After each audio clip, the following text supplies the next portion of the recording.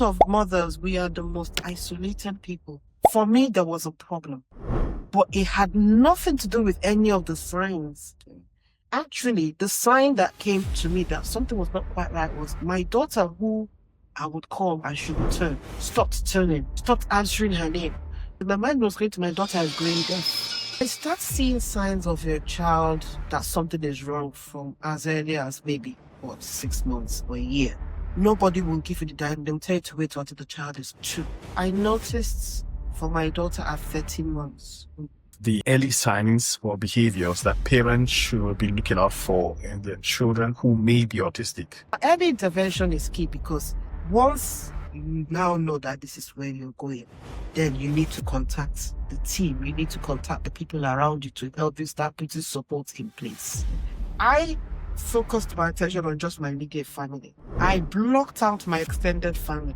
And I did that for a reason, because as a mom to your child, what are the most difficult moments emotionally and mentally on this journey? One word, support, is the most challenging.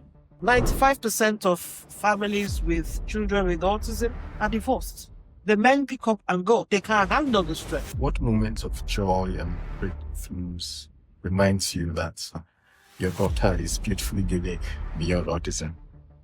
That question is, I love that question. In fact, that's the best question you've asked. It's the African possibility. Your narrative starts now. Your narrative starts now. Welcome to the pod. My guest today is Yvonne, founder of Autism Hidden Voices, a mother and advocate whose journey into autism did not begin in a classroom, a clinic, or a professional career. It began at home with her daughter. When her daughter was around 13 months old, Yvonne began noticing changes. The child who had previously responded to her name stopped responding. Words she had begun using disappeared. Yvonne will go on to learn how to navigate support systems, understand legislation, advocate for her daughter, and eventually help other families who found themselves asking many of the same questions she had once asked. In this conversation, we go far beyond definitions. We talked about what autism can look like, why it presents differently from one person to another, early awareness, communication beyond speech, parenting, marriage, isolation, faith, African culture, and the stigma that still prevents some families from seeking professional help. At the heart of this conversation is one powerful principle: assume competence. Before deciding what an autistic person can do, perhaps we first need to ask whether we have created the environment, understanding, and support that allows them to show us what they can do. So settle in and let's get into it. If you are enjoying these conversations, I will just enjoin you to take a second to subscribe to the African Possibility podcast. Because when you do that, you're helping us bring authentic African stories. And guess what? It is free. So you who's watching me now, please subscribe. Yes, I mean you. Just subscribe. It's absolutely free. And then click on the notification bell. So when we drop these stories, it comes straight to you. Thank you very much. Autism is a very, very big concept. And there's some sort of misconception about the concept. Could you please explain to our audience what autism is and explaining some of those misconceptions around it? Thank you very much for the question, and it's lovely to be here. Autism is a very difficult thing to talk about in our culture for a lot of people, actually. Autism is a neurodevelopmental condition, but the autism, because it presents differently with different individuals, that's why it's called a spectrum. So there's no one size fits all. It's a case where you look at, and that's why they always tell you, when you see one autistic person, you've actually only seen one autistic person. Then you can't compare. You can't go, oh, because that person is like that, then there's an expectation for someone else to be like that. Autism sometimes, in most cases, presents itself with other conditions as well. So probably call them coexisting mobilities, comorbidities, where you would have autism and learning disability, autism and all, so that's why it's kind of very difficult to talk about autism without talking about other conditions side by side, Now, the general saying is, what you don't know, you fear. Yeah. Autism, the awareness is coming up now. People are beginning to hear about autism, but let's take a journey back into history. What I know now about autism, when I go back to when I was a young person growing up in the northern part of Nigeria, I do remember when you're at the traffic light and the beggars will come and beg you for something. It's fascinating because when I think back, when I'm buying those things or interacting with those people through the window, some of them have very good English, spoke really well. And I'm like, why are you on the street? Why are you begging? Obviously, I do realize that circumstances will put people there, but there were some of them you could tell, and I suspect they probably were autistic. If they had early support, they probably won't be in the situation. But because nobody understood it, we hadn't given it a name then, everything was, oh, that person is mental. Obviously, if it's not mental, then it's spiritual or something somebody did to something, somebody did to somebody, So that's the narrative that is there. But now that we're talking about it now, the awareness is coming up. And I'm happy to say, even back home in Nigeria, the awareness is there, but there needs to be a lot more to be done. Right. Yeah, so you touched on it a bit about autism spectrum. People hear the concept autism spectrum, but may not fully understand what it means. Can you please break it down in a very simple way? Yeah. Well, spectrum. What is a if you think of the word the spectrum, the best thing to think about the spectrum is the rainbow. Right. So the rainbow is a spectrum and it comes like in a curve. And on the spectrum, you've got various frequencies and colors of lights. There's yellow, green, blue, and sometimes you see some of those lights intertwining. Yeah. So think about it. If green and what's the color combination again? When you mix yellow and blue, you get green. And then you have different shades of green. So that's a complex structure there in itself. Now, just lift that up and put it with autism. And that's exactly the definition. Because autism presents itself not just as yellow or green. Sometimes they interact, and that's why you have, because when you say autism, then when you break it down, you have ADHD, you have ADD and all that, and the list goes on and on. So you do have that, and that's why it's called a spectrum. And that's the reason why autism is not really a one-size-fits-all. If you think about the spectrum, then it cannot be the same for everybody. Yeah, so are there different forms or types of autism, and does it present, or is it different from one child to the other? You actually said something like that. Okay. When we started having this diagnosis about autism, a lot of what was being presented and what we know was coming from the medical practitioners, the medical officers. So there was a need to label it at that time as the way they were looking at it. Right. So when autism started, you were hearing things like high functioning, low functioning, middle functioning. In America, they would say level 1, level 2, level 3 autism. It made sense to them at that point in time to talk about them in that way, so that way it was a way of differentiating what they were seeing in front of them. Yeah. But over time now, there's been a need to move away from that model because sometimes it's confusing. It's very easy. I'll give you a typical example now. If I say my child has high level autism, indirectly that means the child is functioning to a very high level. So almost, but then the problem with that is when you go to somewhere with that label, there's that tendency for you to not want to give that child so much support because they are high functioning. But that child needs as much support as the child that is on the low functioning side of things. So we're kind of moving away from all those labels, medical labels, moving more to the social labels, so that way it appears more holistic and people can get the support they need based on what they are presenting rather than whether they are high up there, low up there on a chart that we really don't, it's not really acting as a proper control benchmark for those type of labels. Right. Yeah, thank you for that. What are some of the early signs or behaviors that parents should be looking out for in their children who may be autistic? Okay, so I say to parents when they come to me, the minute you become a parent, you give birth to your child, you're seen by the midwife and you have milestones. They tell you milestones that the child needs to go through. Also, you probably have a little bit of experience that I think that I'm talking in terms of if this is a first time mom. Yeah. So she might not have the experience of the other children she's had. But you've lived around families or friends who have had kids. So you kind of get an idea. But even if you don't, there's a health visitor, there's a milestone. Yeah.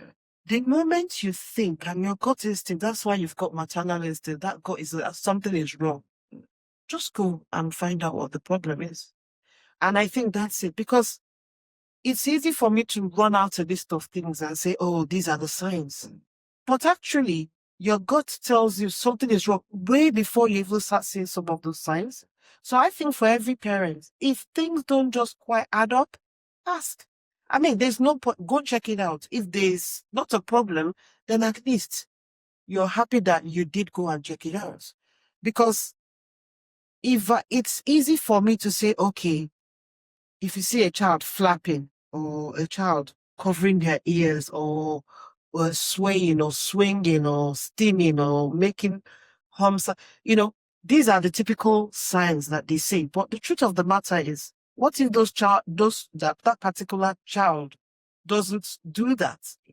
Yeah. Because in that list of signs, like I said, flapping or not, there are children that might not flap. There are children that might not steal. So as a mom, baseline, keep it simple. The moment your gut instinct tells that something is not quite right, go check it out. Right. And then you take it from there. And I think that's what happened in my case, because my daughter didn't start with, for me, there was a problem, but it had nothing to do with any of the signs. Actually, the sign that came to me that something was not quite right was my daughter, who I would call and she would turn, stopped turning, stopped answering her name. So at that point, my mind wasn't even going to autism. My mind was going to my daughter is going deaf. It was my investigation at that, let me go check this out. We went, very difficult to do a hearing test for a child. So they had to put her to sleep, and they did the one that you can see the brain activity and all. And that was conclusive, like, okay, whatever you think is wrong, it's not from us. Yeah. But I think you need to go and look somewhere else. So they've not said there's not a problem. They've said, if you're saying there's a problem, it's not this way. Open up your investigations to other parts. But in terms of hearing, she's fine. Yeah. But then why is she not responding? And then we started digging, and then we got to where we were.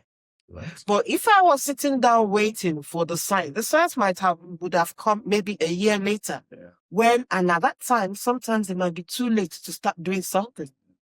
So I think with my experience, I just say to parents, the minute you feel something is off, I'm not even talking about whether it's autism or not. But yeah.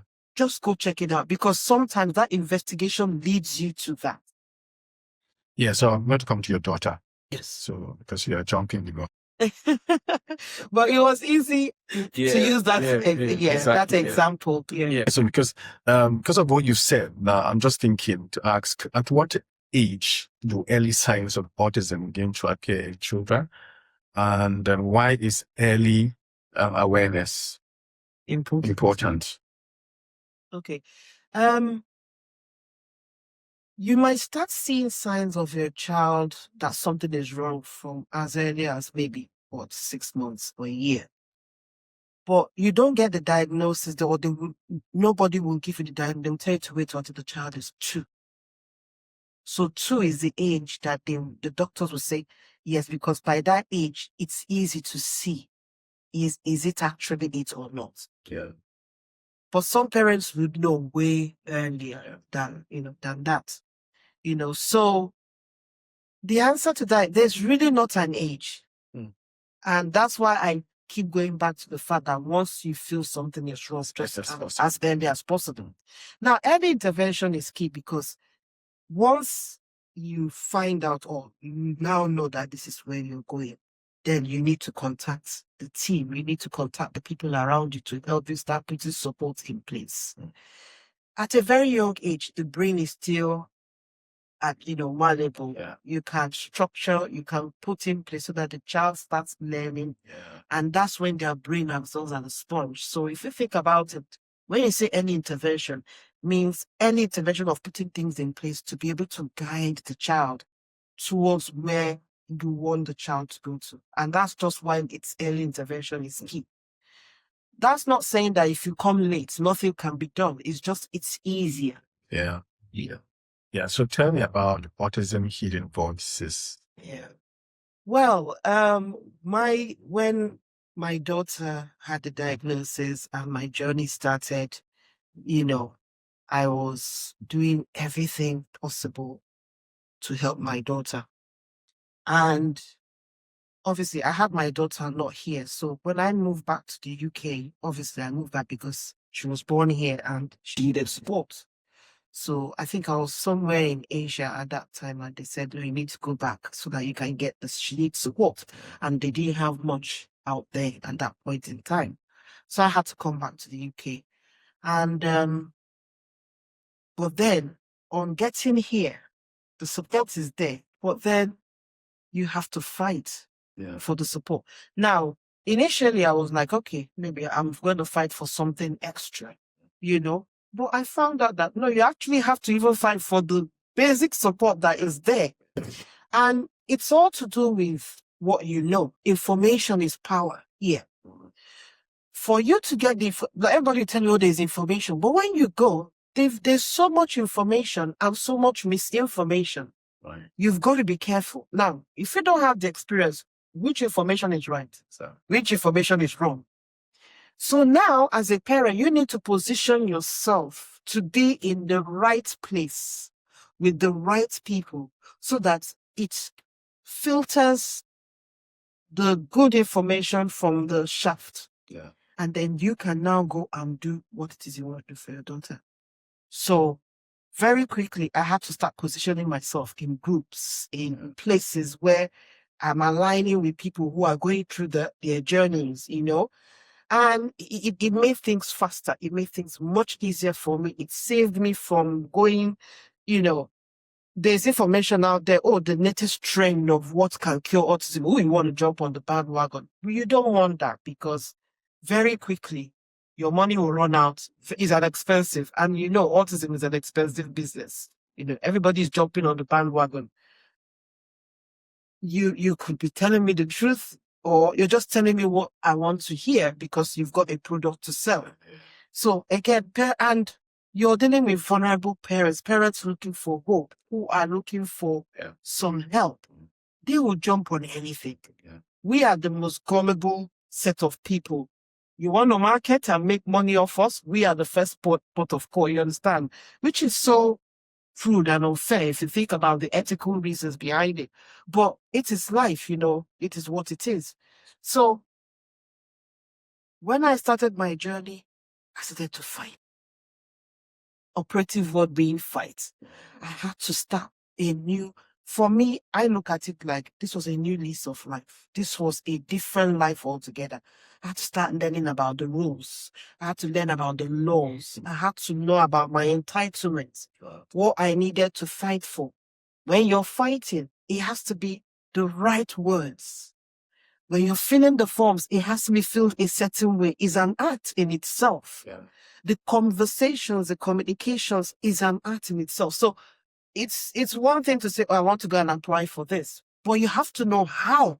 Yeah. The how is the important thing here.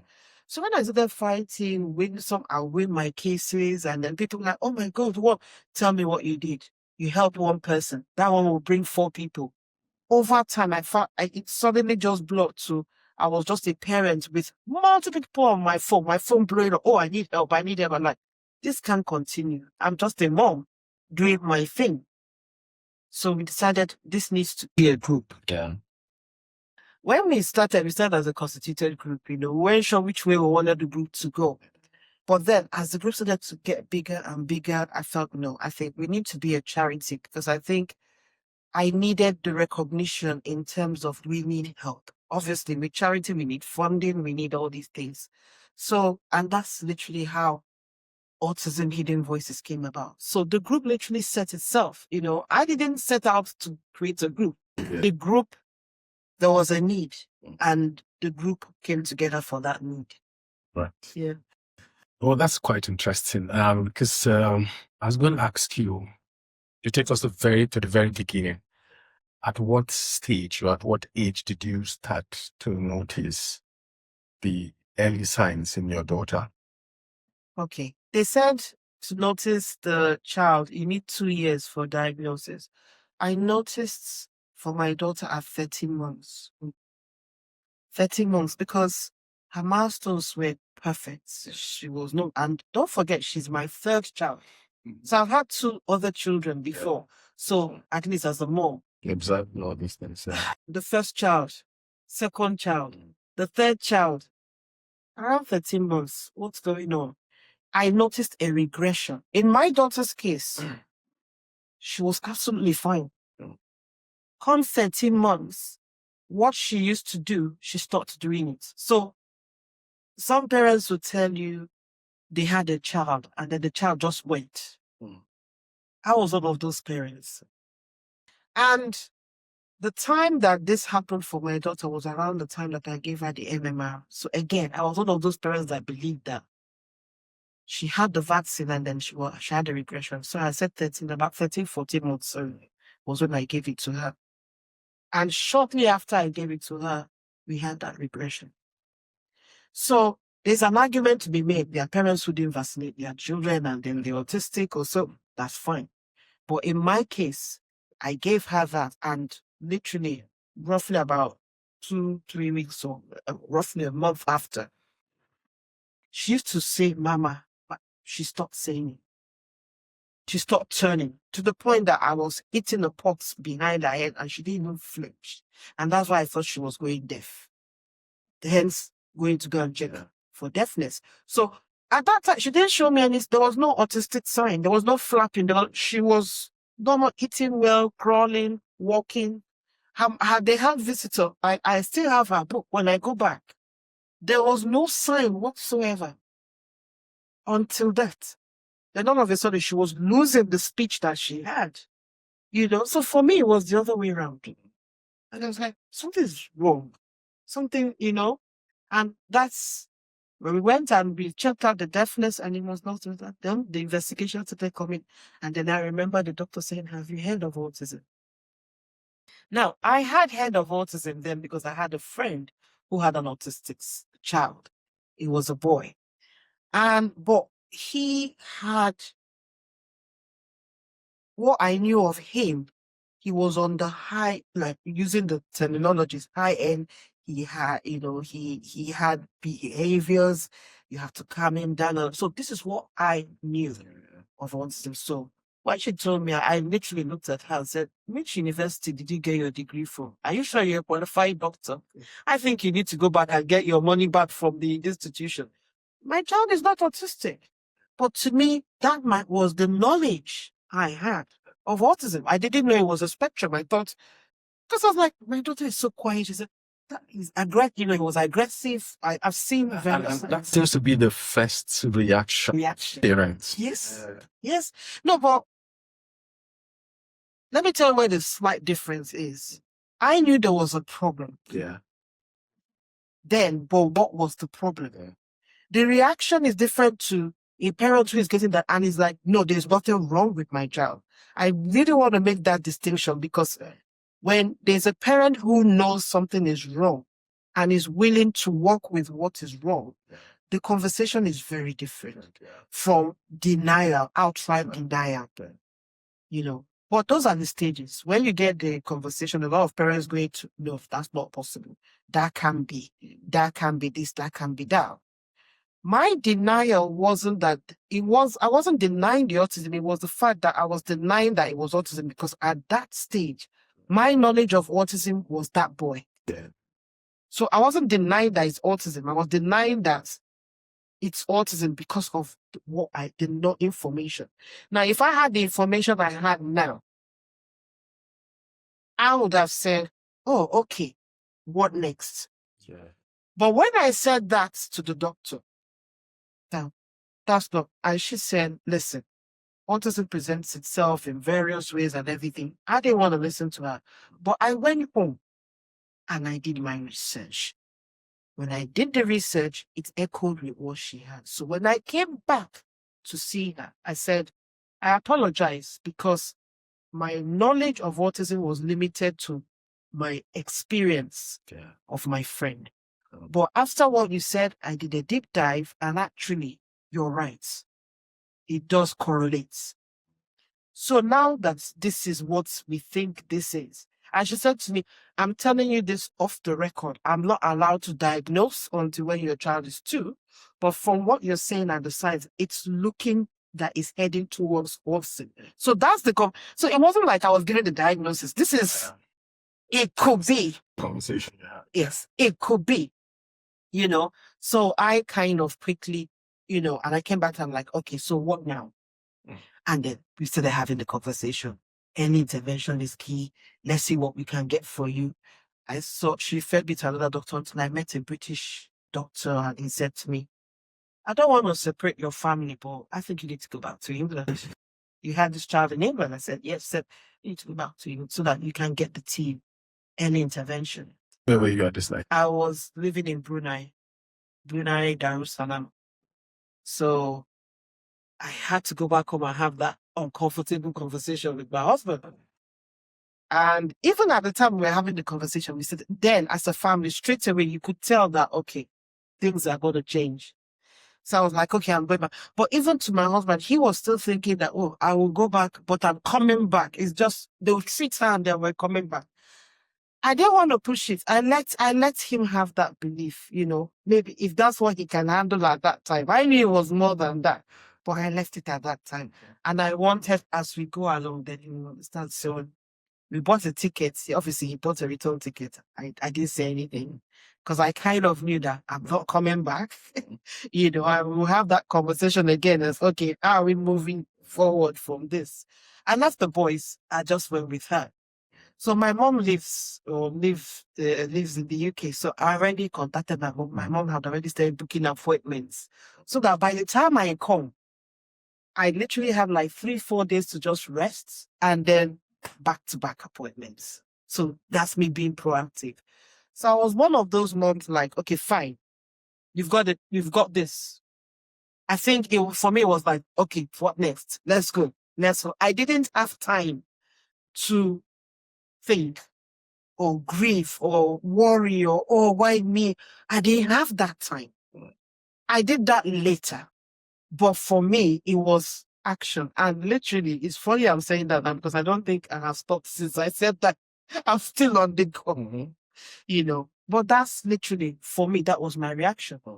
Now that I'm in the position where I'm supporting other families, the reactions are very, very according to the people, the individuals. And your reaction, I can tell you, is shaped by your culture, your beliefs, and, your lived experience, So again, not one size fits all, So I look at when I'm supporting different people, I'm supporting you for you with your story rather than a list of nuances, things like that. Yeah.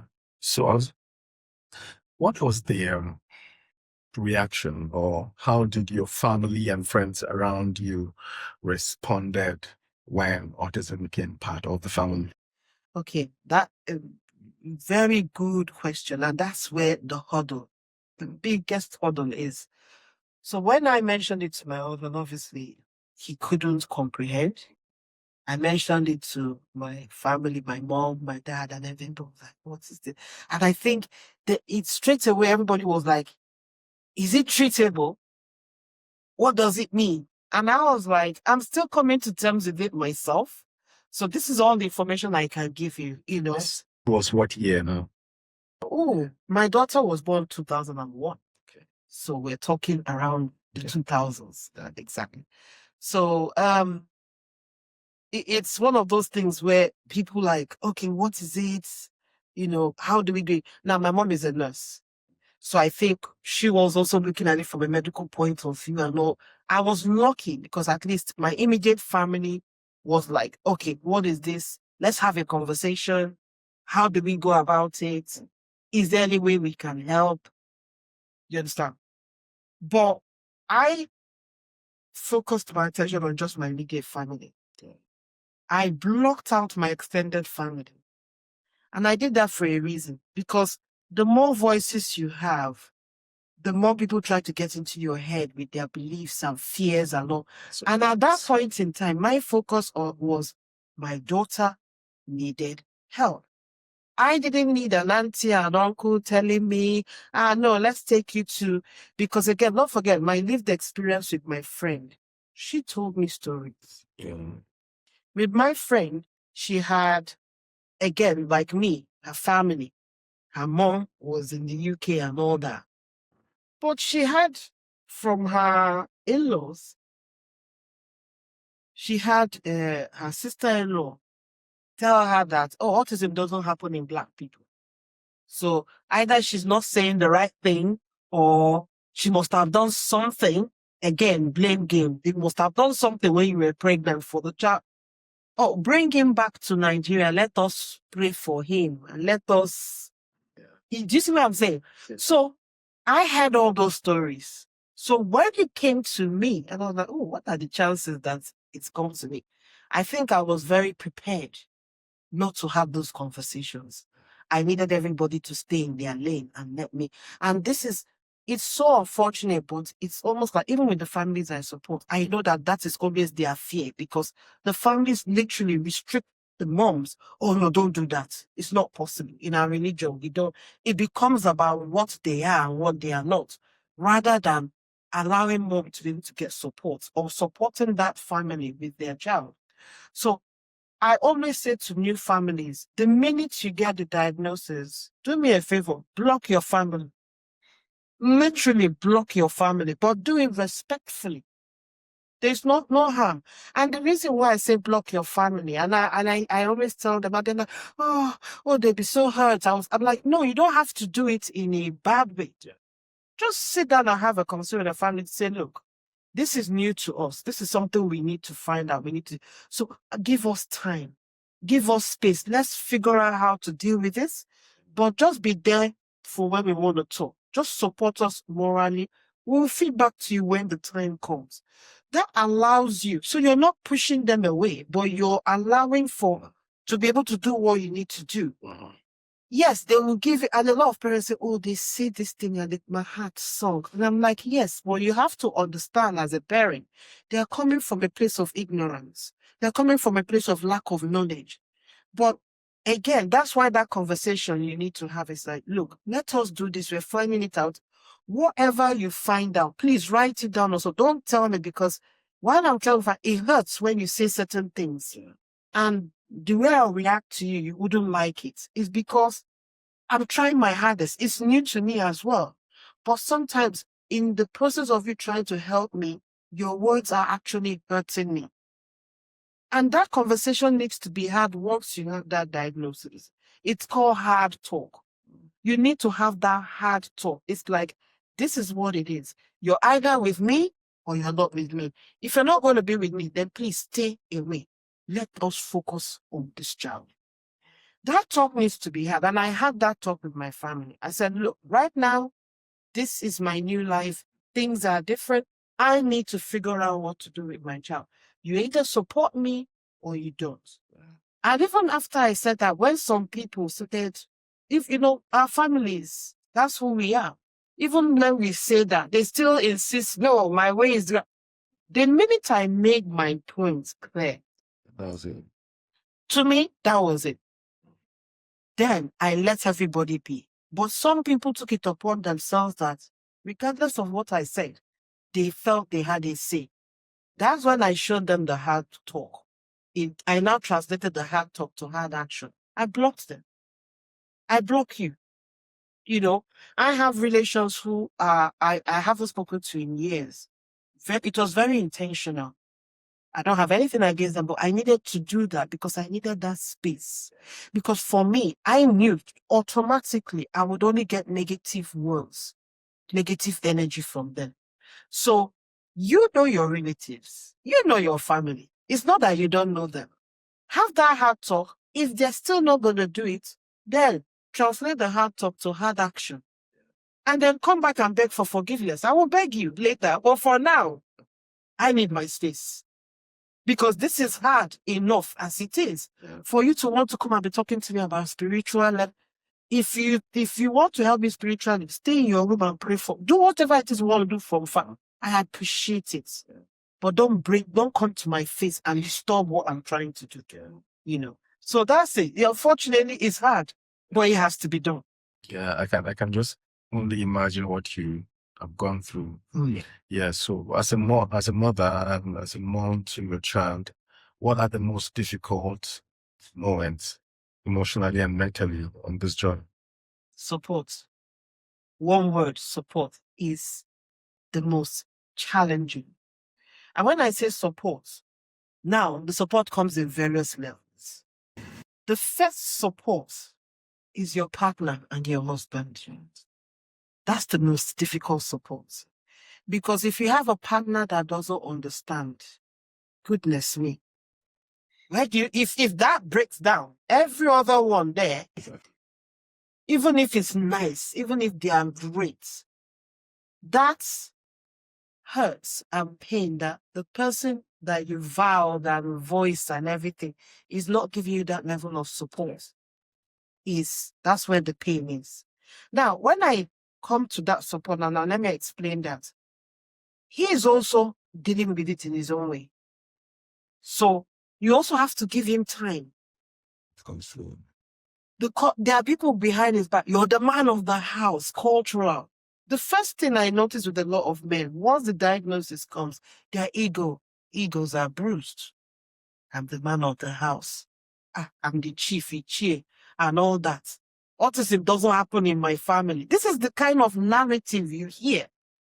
You know, it says, okay, the child is disabled, so that means automatically it translates to, I'm not man enough. It has nothing to do with your manhood or whatever it is. This is an issue we are in it together. In fact, your job as a man it's your job to be fighting off the relatives while I focus on that. Yeah. But what most men do is they get up and they leave everything to the woman. And that's why the women, the level of stress with mothers is, they tell you, equates the same stress of people that are fighting wars. Like literally, if they give people like us the war to go and fight for Great Britain, who will win? Just give me a gun. We will win the war. Because our PTSD levels are unmatched. You understand? We carry the emotion, we carry everything. You know, so that's just the partner. Then you now have to deal with your immediate family. Then you now have to deal with your own parents, extended family, then your in-laws, extended family. Before you even now go down to the wider mainstream public, like when you're walking down the road and a stranger, the stares, the comments, the snide comments, you go to places, you're chucked out of places because your child is not behaving properly. You know, so when you say the most challenging, it's everything.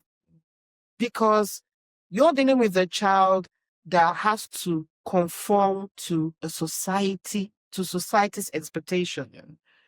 However, the truth of the matter is society needs to actually change to the child's expectations. You know, but it doesn't work like that, you know. So as a parent, you're constantly flipping from both sides, trying to get society to accept your child and then trying to mold your child to be able to work in society. I mean, to meet up to kind of society's expectations, which is very difficult to do because that's what the child knows or doesn't know. So you're constantly floating between two poles, and you're in the middle. So it's very difficult emotionally, and with all that, now comes isolation. A lot of mothers, we are the most isolated people. Because once the minute you have a child that is different, first of all, you lose friends, you lose family, you lose your partner. 95% of families with children with autism are divorced. The men pick up and go. They can't handle the stress. Wow, so this is from your experience with Absolutely. voices. Absolutely. A lot of moms, some of them, I mean, I'm even talking, there are moms who are in shelter or fleeing with their children because, we're talking about the difficulty with the child. And imagine there's emotional or financial abuse from the spouse because and then they have to flee with that child. Now imagine being in shelter with autistic children. The shelter is not even set up for that. So now when they flee, they've now put themselves in a bigger state of problem because now you've gone to a safe house, but with children that the conditions in the safe house does not factor those children. Yeah. And that's just one part of the story. So for those that don't flee, this is a mother who has a child who has to now figure out how to start her life all over again as a single mother. Now, majority of them are probably not working, by the way, because when you have a child, you go from full-time to part-time to nothing. So you're now relying on the other person, and then that person is not forthcoming. What are you dealing with? Sometimes, and this is when people unconsciously pick their battles. Do I stay here and continue to battle and I'm still battling two battles? Or do I just move and battle with this child and at least have my peace of mind that at least I know, remove the expectation? Because there's nothing as bad as I have a child. Yeah. I'm supporting the child. Half of me, there's a certain expectation I'm looking for my partner to help. So the expectation is there. So I don't do those things because I'm expecting it from you. Now, if I'm not getting it from you, you're better off telling me that I'm not getting it so that I can just get on with it. Than there's expectation and then I keep disappointing myself that I could have done that rather than waiting. So it's just becomes too much that it feels sometimes it's best I just do this alone. Yeah. So I've removed the expectation, knowing that, okay, it's up to me now. So there are various reasons. Yeah.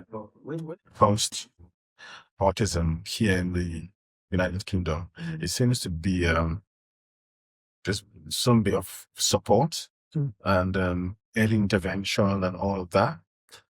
But in Africa, it is still not fully understood yet. And I'm just imagining that if you have all of these challenges here in the UK where you've got support and interventions and all of that, what happens in Africa? Beautiful question.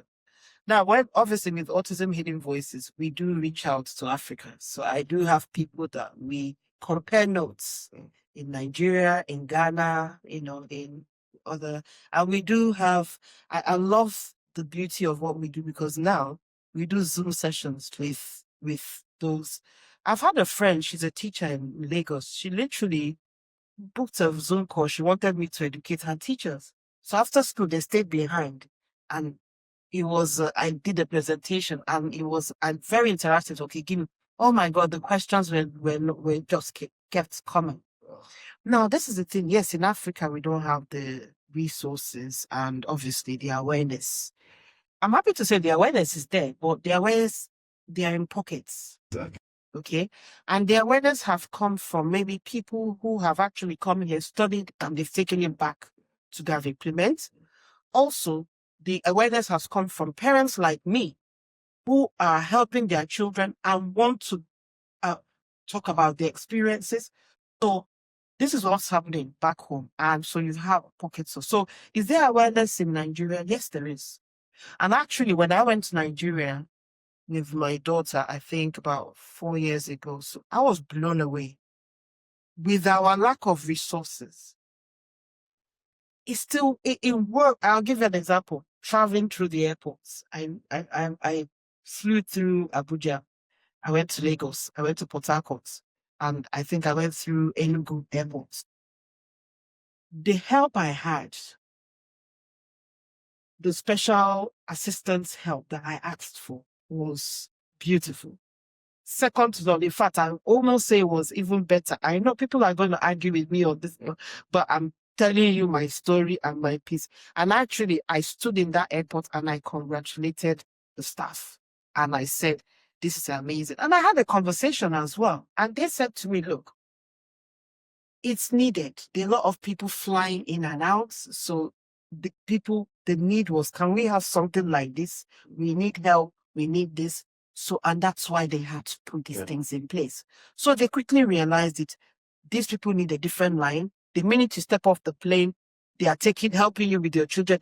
You don't stand the line, you go straight. They help you with your passport, your luggage, Over here, because of volume, sometimes they'll help you to a certain extent and say, okay, we'll have to leave you here.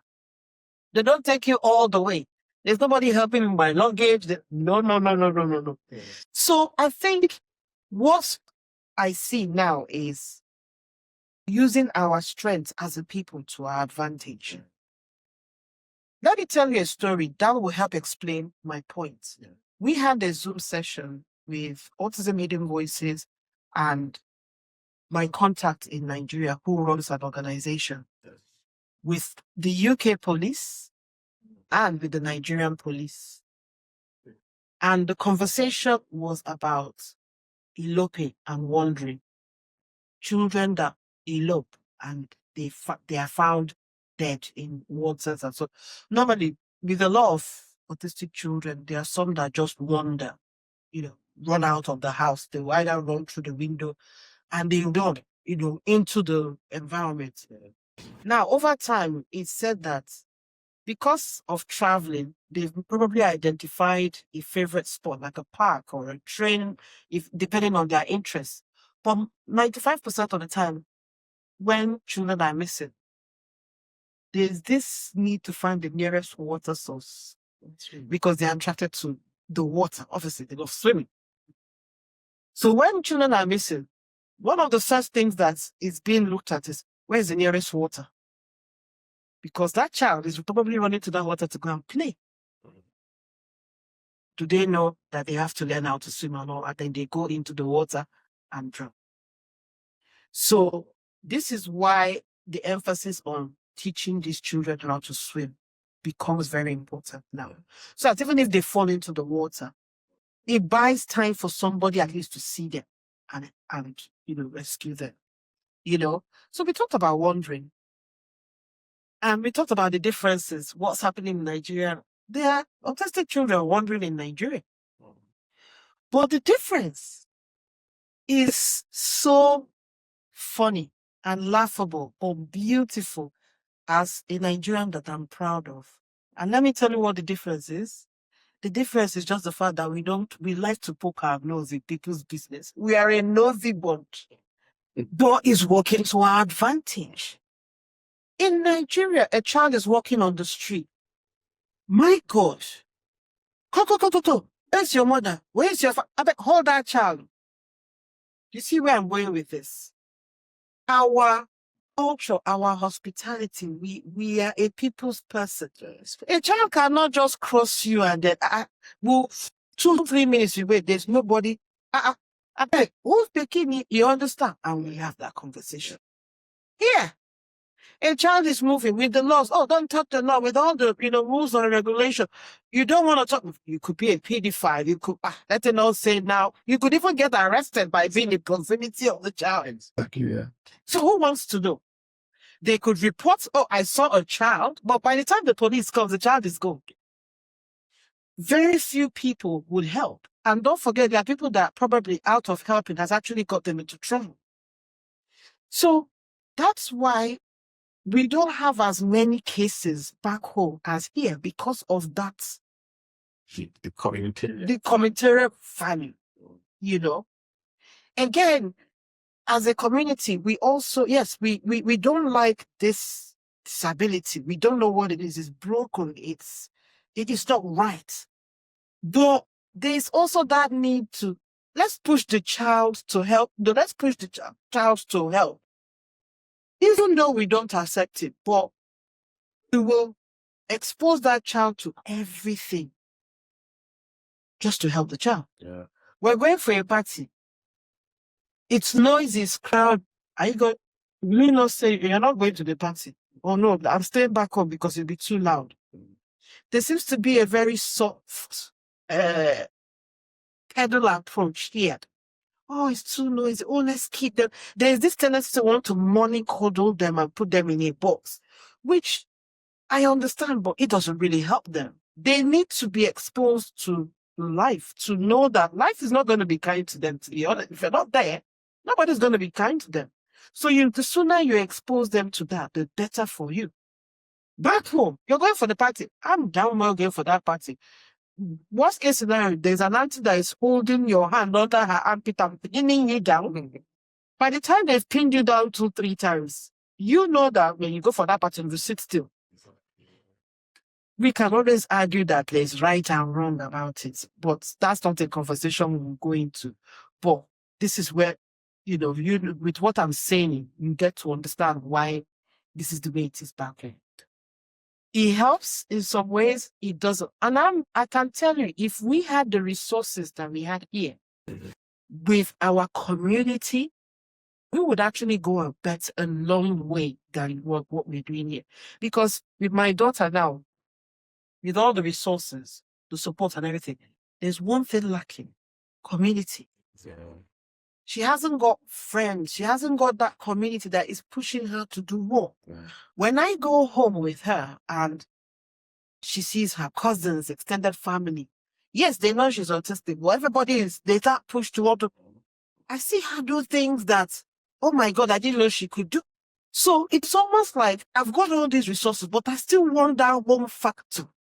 Because I think those two pieces of elements really help. You understand? So there's good and bad in one sense. I'll give you a joke. My contact in Nigeria, whenever we talk, you say, sister, say here now, what therapy would they do? We cut and paste as it is.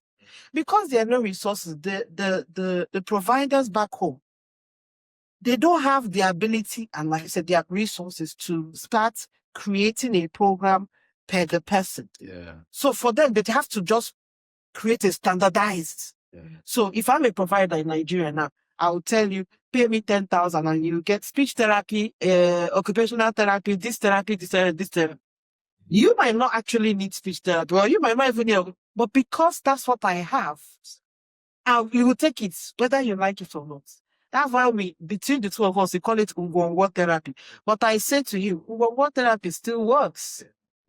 It still works in a way. It's still better than nothing.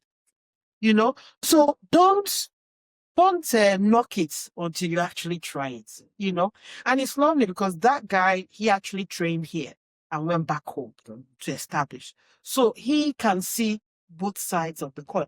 And he reaches out to me because he through me, I update him with updates, what's happening, which he now tries to implement, But it's always it's that conversation we have. I look forward to it all the time because it's so fascinating as to what we are doing, but on both sides of the equator, But hopefully, I think with Autism Hidden Voices, we are partnering with people like him to be able to do things back home in terms of awareness and even hopefully take resources home eventually. Interesting. That's lovely. Yeah. So on the other side, what moments of joy and breakthroughs reminds you that your daughter is beautifully unique beyond autism? That question is, I love that question. In fact, that's the best question you've asked. That's beautiful. But let me tell you something. You only see the beautiful moments when you have accepted your child. When you are now in that mindset, which now leads us to my organization. When we first started the organization, it was about helping them fill forms and all. But I quickly learned that it wasn't about that. It was about we kind of find ourselves like therapists. When you come to us for help, the first thing I'm doing is changing your mindset. Yeah. Because when you change your mindset, you begin to see the beauty. You begin to see things that you was if your mindset is not changed, you're not going to see anything. Full stop. But when you're in that mindset, then you begin to see things that you never saw because it's presented to you in a different way from this child. Our children are constantly communicating, but their communication is different. It's communication, body language, communication. People always, a lot of families coming to us and like, oh, my child is not talking, There are 10 different ways of communication, of which speech is one of them. But when we're born into a society where we're told speech is the ultimate, if you don't speak, then you're not normal. There are people who don't even have disability that choose not to speak, and we call them snobs. Does that mean they have a disability? So I kind of put that, like my daughter doesn't have conversation skills. But when my mindset was changed, I think for me it was like, okay, if you don't speak, so what? Yeah. Why don't I provide you with the tools to communicate your needs and your wants? Because in your own way. Because if you can do that, then the speech becomes irrelevant. My question, why do I have to speak to you? Really and truly, why? I'm not saying it's not important. If the child can, fine. But what I'm saying is don't beat yourself up for it if the child cannot. It's like the blind. They can't see, but they can use Braille to read. So apply that with your child. If they can't speak, yes, still go ahead and do your speech. A lot of people think, oh, they have speech therapists. Speech therapist is only there to provide you with the tools to help them to maybe bring the speech out or give them the motivation to be able to do more in terms of speech. You can have all the speech therapy you want and your child might end up not talking. Yeah. Speech therapy does not equate to speech. You understand what I'm saying? So when you're giving those tools, and it doesn't work, don't despair. Rather, look for other tools. And now we have visuals, we have community technology now that are doing this. And right now, there are a lot of non-verbal autistic people who have written books and they are not reading, telling you what's going on inside of them. It's so fun. It blew my mind. And I know one boy, he's written a book. And he said, the biggest frustration I get in my world is with teachers. They keep using baby voice to talk to me. They're always talking down at me. They're still teaching me how to say A, B, C, D. When actually in my brain, I'm solving quadratic equations. And I'm like, what the hell is wrong with you? Can you stop talking to me? That you're so condescending. I read that book and that blew my mind. And I think from that very moment, go look for the book. It's called Idol. Idol in Autism Land. I read his book and I was blown away. And then I've met up with practitioners who are teaching autistic people how to type. And they are doing text to speech. So now some of them are not speaking, but they are typing their thoughts and you are hearing it through technology. And some of them are like, oh, I totally understood you loud and clear. You didn't need to shout. You didn't need to change your voice. Oh, how are you doing? Are you okay? They've always changed, oh, you're autistic. Oh my God. Stop it. I am actually very clever. And they're saying it now. And it's like, wow. So what does that tell you? Assume competence. Yeah. The minute you have your child and you go about putting, assume competence. When you're in that mindset and you assume competence in your child, then you get to see the beautiful moments. And I'll tell you, with my daughter, my confusion was because my daughter didn't fit the stereotype as in, some children like a particular thing. Yeah. Repeat. My daughter liked everything. In fact, my daughter will like this today. By tomorrow, she's bored. Next. So for me, it was so confusing tying one thing to my daughter. So I was like, okay, let's keep going. My daughter woke up one day and went to the sitting room and played 6 songs on the piano. Just like that. Now, her brothers, one was doing piano for a music lesson, the other one was doing violin and all that. There was never an indication that she was interested. I didn't know it. I didn't see anything.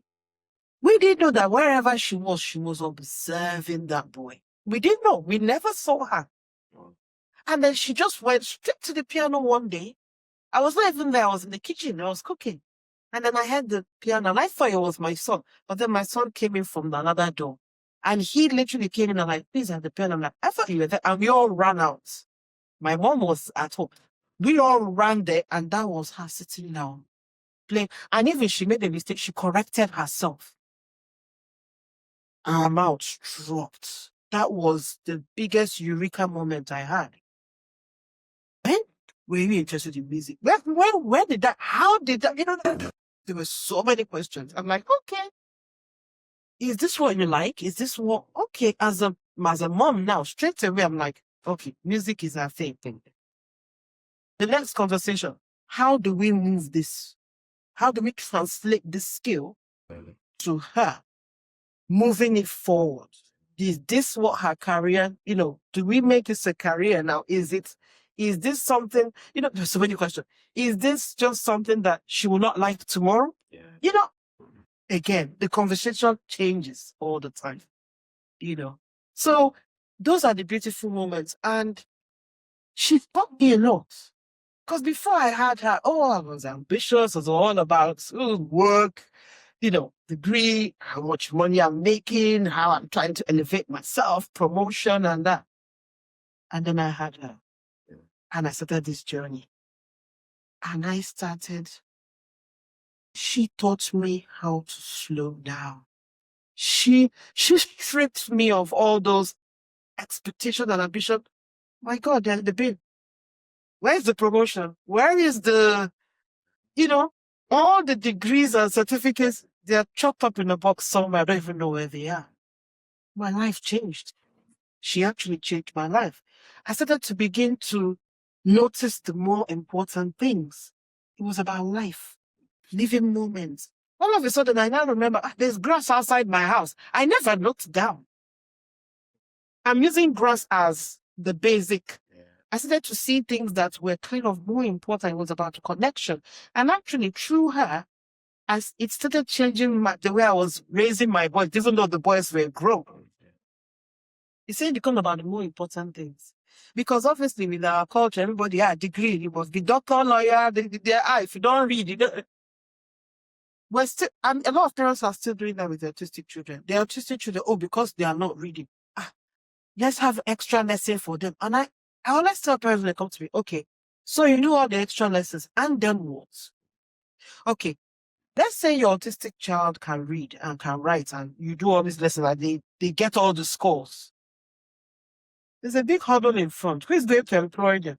Because even when they have all their achievements, there aren't a lot of employers open to taking them, because they're looking at liability when they're looking at these children or these individuals. They're not set up. We're still having that. There's a lot that needs to be done for autistic adults. That's a different conversation for another day. But there isn't a lot out there. It's almost like society just wants to chuck all the autistic adults into a learning center and lock the door and throw away the key. So rather than spending so much, I'm not saying that you shouldn't give them those skills, but I think you need to do checks and balances. I would rather you start giving them life skills. Let them be able to take care of themselves. Basic skills. And then the others can, after all, a lot of adults go back to school. Yeah. So if that child doesn't go to school or do all that skill, there's still time for them to go back to school when they're adults. But at least let them get the skills of showering, taking care of themselves, being able to prepare their meals, being able to navigate, going out and all that. And the thing is, sometimes when you say that, they still don't believe you until when those children hit puberty. Now, when the puberty comes, hormone kicks in. Sometimes you see a regression. You see all those books that you're chasing. You push it aside now because it becomes teaching them about how to handle puberty. If it's women, it's periods, menstrual, growth changes. Because for these children, those changes, they don't understand it, and it's scary sometimes. You know, book doesn't enter this equation now. You understand what I'm saying? It doesn't enter. Once they hit puberty, forget all that maths that you're paying for. Forget it. You better go and look for somebody to teach them how to handle the changes. And obviously, hormonal changes also comes with some that we can't even control. You have a lot of behaviors, but that's because of, I mean, if you think about how you were growing, your voice changed, and you had to deal with it, but you had the tools. These children don't know how to handle it. It's a different story altogether, you know? It's so beautiful to see that you've not just accepted it, but it's part of your life. And you've gone beyond your daughter to helping other people. You've got family in hidden autism Hidden voices, and you are reaching out even to Africa today. This is so beautiful. So what do you think people need to understand about autistic children that will change completely the way society treats them? What do I think? I think assume competence first. These children are not broken. Assume competence. There's nothing. Let's start with the conversation, because once the diagnosis comes, what hits everybody is my child is broken. My child, there's a problem. Let's start with, yes, they need help. But they're still individuals. Sometimes I use analogies to show parents so that it's easier for them to understand it that way. I normally say, if you have, let's say, an infection and your leg needs to be amputated, and you actually amputate that leg, does that stop every other function of your body? No. You will either take a wheelchair or maybe get an aesthetic leg, but you will get on with it. With our children, why it's a bit difficult? Because that change or that thing that is cut out is in the brain. So it's not seen. It's a hidden disability. So society's expectation with disability has always been with the physical. Right. I need to see the disability to believe it. With autism, it's in the brain, so you don't see it. That's where the difficulty is, and that's why it's a challenge for people to accept it, because they can't see what they can't see. But my first port of call for anybody who is starting the journey or who is going through is, once you get that, first of all, go, okay, how can I help this child? What are the child's strengths? What are the weaknesses? The strengths, keep working with the strengths. In fact, use the strengths to strengthen the weaknesses. And then take the child for what they are. Trust me, that child teaches you so many things. And that's why they always say, you need to go into the child's world. The child doesn't need to come into our world. Because it's only when you think of it that way that you begin to recognize the type of help the child needs and where the child is excelling. And then when you find that, then you now use that. That's the tools you need to take that child to be the best person that they need to be. We need, and with my daughter, I think when I say having a child with autism is a new life. Once you have that child, you need to go back and start unlearning everything you've learned. You do a 360. Everything you've known, everything you've been taught, throw it in the bin. You're starting a new life with a new vision, with a new way of life. Once you get that, it becomes easier to handle what you're handling. I'm not saying that there isn't something that needs to be done. It needs to be done. But you yourself need to do it different. You can't, it's like taking two shapes, a square and a square and a circle of the same shape. You can't fit the square into the circle and vice versa. That's just what it is. So change how you need to help the child. Or you could still be living your life, but you will find that while you're helping that child, you see yourself changing because you're beginning to, you have to help the child differently. Yeah. And for you to help that child different, you need to be different in your ways, in your mindset. Yeah. And that's it. So Yvonne, are there times when you felt regret, pain? Absolutely. Come on, I'm human. Absolutely. I mean, sometimes, in fact, let me even tell you something. Sometimes when I'm praying, I'll say, God, I'm angry with you. Why did you carry this thing and give me? With all the prayer I've been praying, I thought we were the same. I thought I was your child. Why did you give me this burden? You know, but somewhere in the back of my mind, I'm like, people will tell God gave you for a reason. Because he knew you could handle it and all that. And you do have people come and tell you, don't worry, God is your strength. God gave it to you for a reason. I said, stop telling me that. Oh, your reward is in heaven. No, I need my reward on it. When I get to heaven, I'll get the one for heaven. I need it now. You know, so things like that. I'm human. I would only say that. You know, sometimes I'm so frustrated. I'm like, oh, I beg, my life. What is it? You know, especially when those frustrations come because now you're comparing. I know her mates are graduating. And Facebook, social media is the devil. Social media is the devil. I don't care what you say. I know we need social media, you know. But social media, before you go on social media and you see people with their prom and all that, and you start to regret. That's when my daughter would have been graduating now. My daughter will be having a product. My daughter would have been married now. I mean, a lot of my friends have grandchildren. I look at my daughter like, are you ever going to get married? You know, you get that. And if I don't have those regrets, then I'm not human. You know, I say all what I say. That doesn't mean that if you prick me, blood won't come out. I am not, I am not, what's the word? I am not humanless in my mission. All I'm saying is just have the mindset to help, but still, you know, it's a balance and check type of life. Oh, if I'm invited for a party, I'm gonna go. And when I go there and I behave like someone who has been let into the candy shop, let me be. Because I might not have the opportunity to come out again, depending on what my roles are. So in my life, you know, it's sometimes we go the other way and then again, we not ask ourselves, are you sure we're not autistic in our way because of our children? Because if I see an opportunity, boom, I'm off. Because like I said, it's very isolating. People don't understand you. You have to surround yourself with people that are in the same pain as you. So, but you still have friends that are not in the journey with you. You still have them.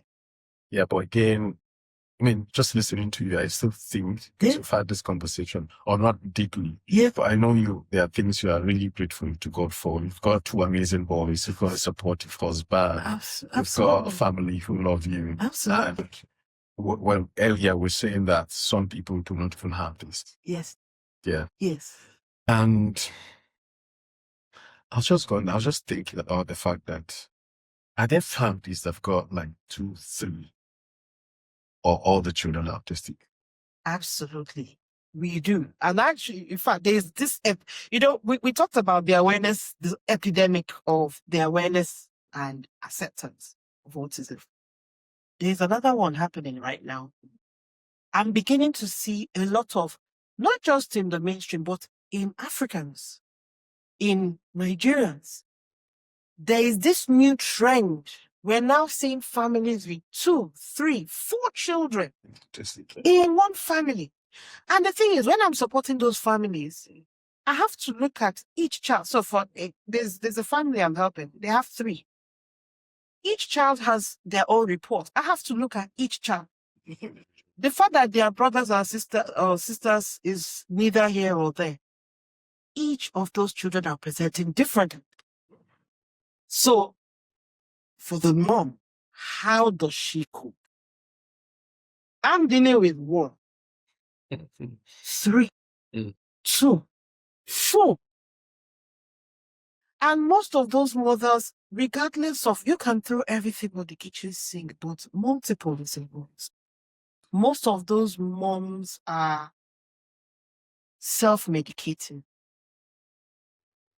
as a way of relieving their stress. Because it's not like me where, okay, if I need a break, I can get my family to hold on to that one. I'll go and have a break and go.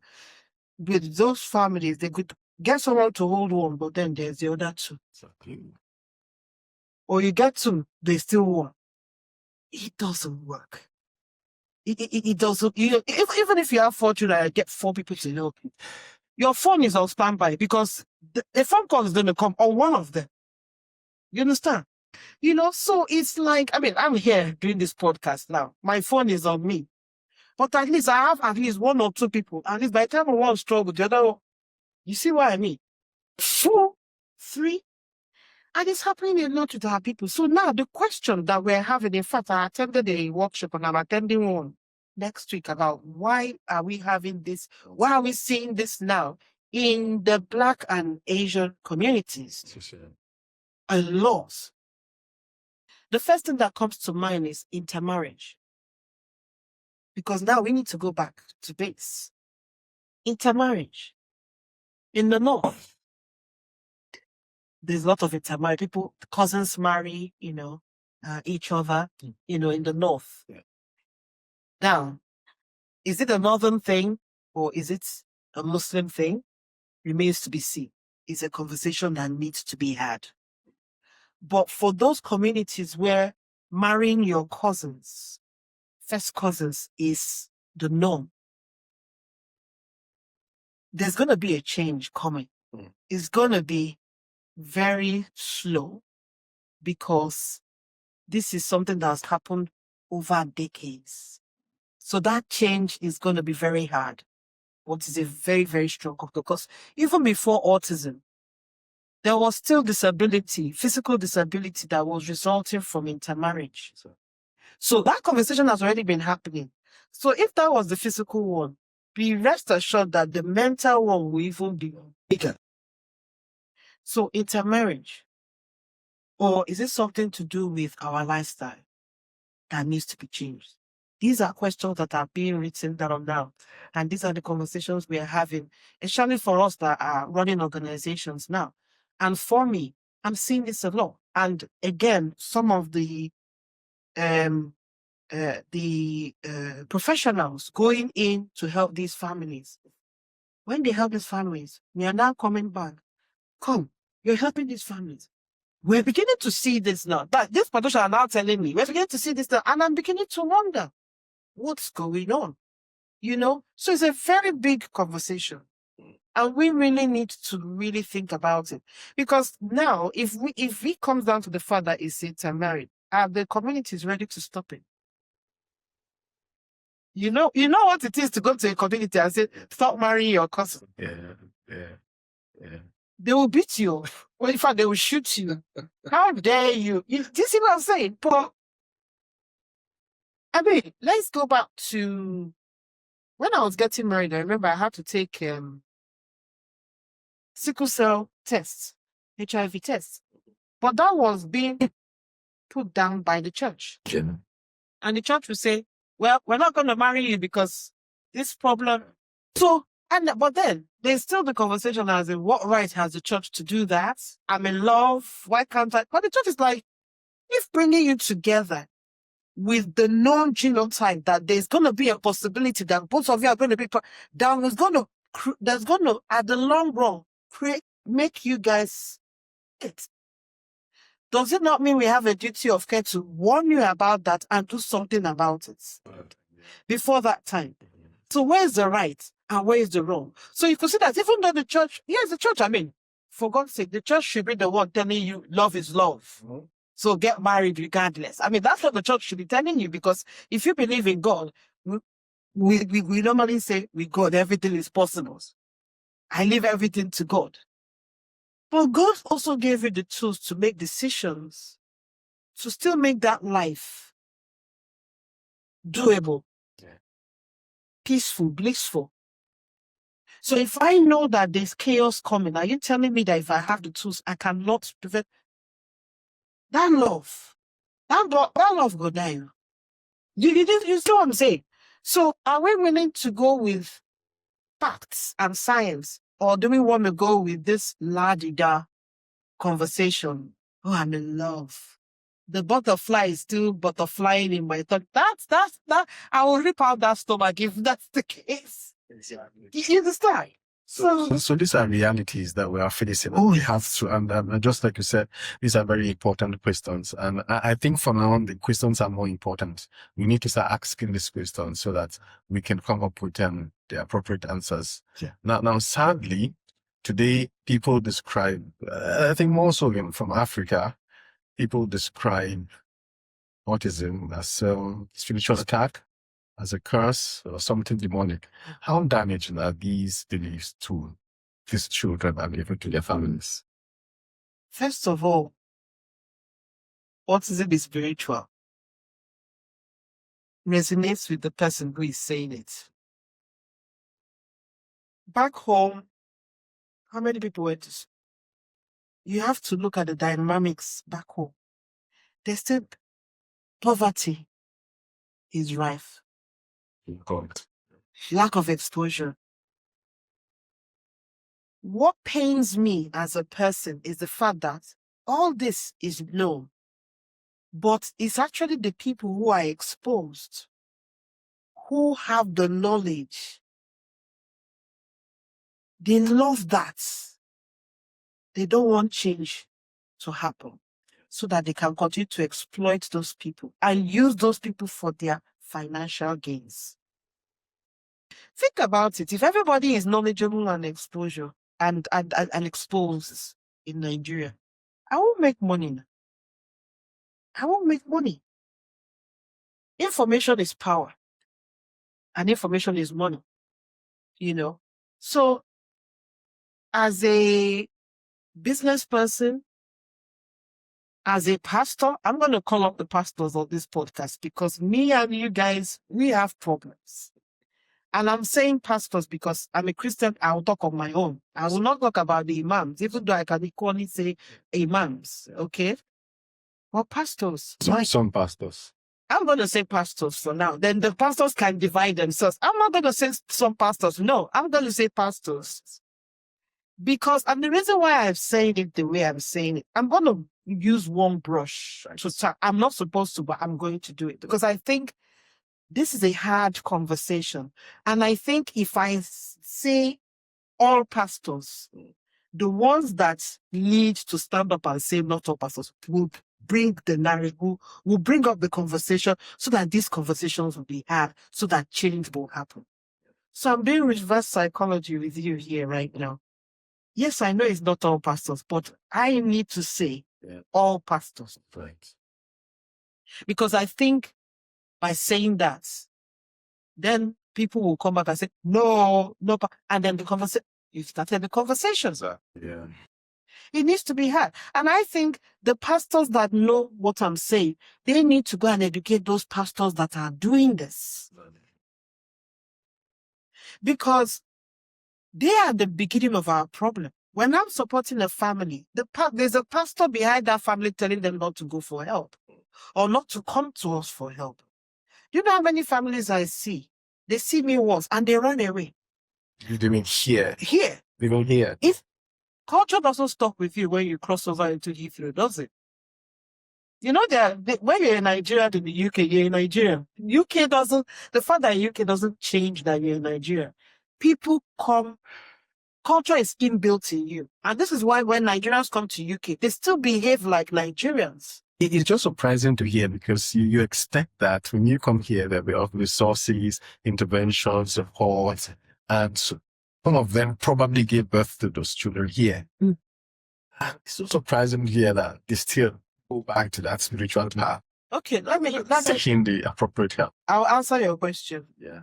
I'm a Nigerian. Yeah. I'm in the UK. Yeah. I go to the labor ward. I have a baby. I follow their protocol. Does that change my belief? Does that change what I think I should do and not do? In that very moment I have that baby and I go home, I pick and choose what I want to do based on what I know, based on what I'm told, my surroundings, my family. In Nigeria and in the UK, their greatest pool of influence and information comes from the village. I'm in Heathrow. I'm in Wales. That phone call you get from home leads your decision here.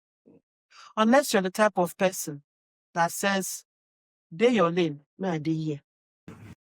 You can do things differently because the society and the laws require to. So you can come here, you drive differently. You drive. Let's use driving. You come here, you drive on the right side. There are road signs that tell you stay here, drive 60 miles per hour, drive 20 miles per hour. What happens when you go home? Do you now still keep on your, you say, I didn't have, make I climb pavements.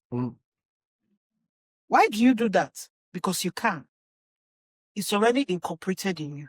And actually here, you try to do it as well, but you know if you get caught, you fight. You don't want to pay that money, so you stay in your lane. The law keeps you from, without the law, we will still be doing what we do back home here. Yeah. So the fact that you're in the UK, and this really amazes me whenever I'm talking to people and they say, I thought with all their experience, and the fact said them they UK, they go there. And I'm like, listen to yourself. Yeah. What about you makes me think you will do something differently? The only reason you're doing something differently because there's a law and there's a penalty attached to it. Remove the penalty. Our people are obedient when there are penalty incentives attached. Think about life completely. The way you drive, because of the penalty, you drive properly. You need to stand in a line because if you don't stand in line, they will chuck you out of that bank or building and you will not have that transaction done. So what do? You stay in line. At home, lawlessness is why we behave the way we behave. And actually, we take pride. The more lawless we are, the more we applaud it. So a Nigerian in the UK is just a Nigerian in the UK. They will, in their house, they will kneel down and pray and do everything they want to do. UK doesn't have influence in our thoughts and in our ways of life. It's up to you now to use to now, it's your job. They say when you are in Rome, behave like the Romans. It's for you to go there, obey the laws of the land that you are in. Do things like the people that are there. Integrate with the people. A lot of Nigerians will come to UK, but then they only associate with Nigerians. How are you growing? You need to mingle with the people, learn the laws of the land. It doesn't stop you from being in Nigeria. Actually, it teaches you things. You learn things that probably you won't learn from your people. So when somebody is telling me spiritual attack, I'll say that attack should go back to you. It's you that is attacking, it's not me. But then, who am I to even judge? I know where you're coming from. So if you say it's a spiritual attack, I'm not here to tell you, no, it's not. I'll tell you, is that what you think it is? I said, okay, do me a favor. Since you say it's a spiritual attack, please pray harder. Because the truth of the matter is 9 out of 10, I actually don't have the time to sit down. And that time I'm spending trying to change your mind, which is difficult because mindset takes time. It can't change over one conversation. Yeah. So I already know that no matter what I'm telling you, it's like me talking to a brick wall. What I tend to do is just I redirect you to where you need to do so that I can go. I've got work to do. I don't have time. But those conversations need to be had. And actually, those conversations, if there's going to be change, it needs to start from top to bottom. So from our leaders going downwards, not the other way. So from the pastors, all these people, that conversation needs to happen. Pastors, please stop preventing or telling families not to go and seek help. Tell them to seek help, and you can be doing it side by side. There's side by side. Side by side. God gave us tools, gave us the brain power, gave us the ability to do things with our life. Everything doesn't just stop with God. You can still pray. Nobody is stopping you from praying. Nobody is saying to go and seek spiritual help. If that's your thing, I will even applaud you. I'm not here to tell you what's wrong or right. But for me, the minute you have something wrong, go and seek help. You take Panadol. Why do you take Panadol? Why don't you leave the spiritual being to chase away your headache? Why do you take the Panadol? Same arguments to be made here. Go and seek the help, and then do the prayer by the side. If that's your thing, I'm not going to stop you. They're very key. I mean, very, very key that you could do your prayers and seek help. I don't do it side by side. Very, very. Absolutely. Absolutely. You know, like with the pastors, I need to partner with the pastors so that the minute, in fact, let me even tell you why I say pastors and why I'm saying all pastors. When a Nigerian migrates or immigrates here, whatever status that you come to this country, where's the first place? What's the first thing you look for when you move into like a community? Church. Where to go to church or the mosque. That's even before you talk about what school. Because normally school will normally be the first place where the teachers will notice something, bring it to your attention. No, the first place you go in a community is church. Yeah. Then from church, you get to meet families. Then you now talk about schools, because by the time you see other families, I'll tell you which school is better. Then you follow those families to school. And before you even go to hospital. Because hospital, you only register. If you're not sick, you might not see a hospital, which is why the hospital is not your first port of call. Yeah. Now, the minute those families go to church and there's an identity, people identify that this child is not sitting still or there's an issue, why don't the pastors refer those parents with his blessing? I say, please, I have a parent. I'll send them to you. Tell the parents, come, go and check this thing out. While you're doing it, let us pray. Yeah. Go and check this thing out. We'll be praying at the same time and pray to God that God will guide you and all the spiritual, whatever you want to say. And that's how it needs to happen. That way, we get to see these families sooner. Yeah. Because like I said, any intervention is key. But what happens is when he's there, the parents say, no, come and meet us in Manchester. There's a pastor visiting from Nigeria. He's there. You will see families, they'll spend money, gather car, travel all the way, carry that autistic child with all the risks of traveling. You'd rather go to Manchester, London for prayer and vigil and whatever. They'll come back. That child is still autistic. The problem never went anywhere. And this is what happened, is when now the child, because he's not getting the help, the child frustration starts kicking in. The child starts having massive meltdown, starts rebelling, the aggression. 9 out of 10, majority of our people that come to us eventually to seek help is because they've tried, the noose is tightening around their neck. They are extra desperate. And then they come to us and they think we can just go in, boom, and start helping. Well, like, why did you leave it till this late time? Now, in the UK, apart from the medical side of things, the entitlements that you need to have in terms of support, that some of them come with financial incentives as well. You've lost years. You've lost money. Because when you get into support, there's money that is given to you to help with therapies, regardless of what, and these are not means tested. So regardless of whether you're earning money as a doctor or whatever, there is support that you need. That some of them, they give you some funds for like therapies, and you've lost all that because of your thoughts. So technically, that child has missed out on early intervention, monetary incentives, early support, all because of what? Your fear. Okay, Yvonne, so what will you say to African parents directly right now who are scared of seeking or afraid or ashamed of seeking professional help because of stigma or community judgments? Okay. That's why we have groups like mine. Yeah. Because initially, with that, there was nobody to go to. So, because I don't want to talk to these white people. I don't want to talk to this or that. That's the reason why groups like us exist. At least you're talking to, you see a sister you can talk to. A lot of people that come, and you see a lot of people in my group, they come from word of mouth because they've gone to their community leader and their community leader has said, go and talk to this lady. Yeah. And they tell me things that they will not even tell their family. Why do they do that? Because they're talking to somebody who is wearing the same, who's been through it. There's a level of trust. You're a stranger. if I talk to you, there's no comeback at me. You're not judging me. It's easier to talk to a stranger than to talk to your family member.